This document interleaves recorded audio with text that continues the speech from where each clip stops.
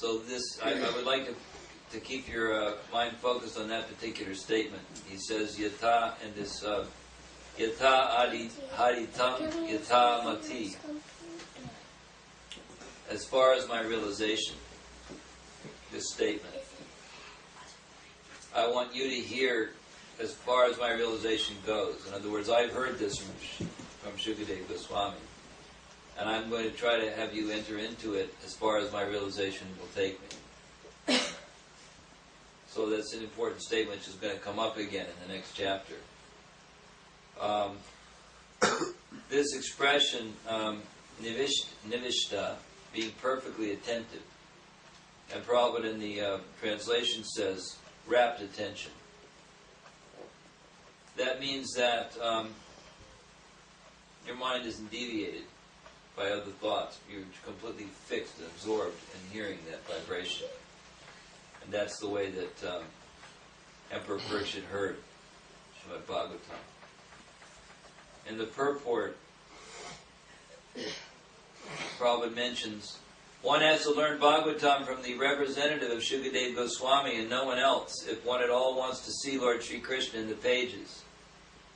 That is the process, and there is no alternative.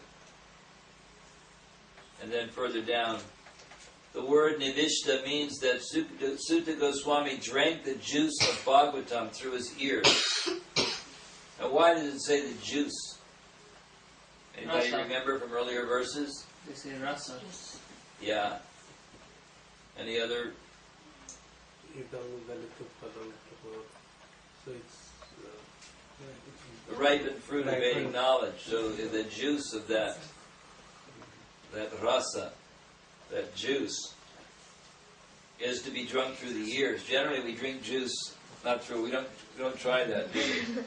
We don't generally. But this juice has to be taken through the ear. This nectar has to be taken in through the ear.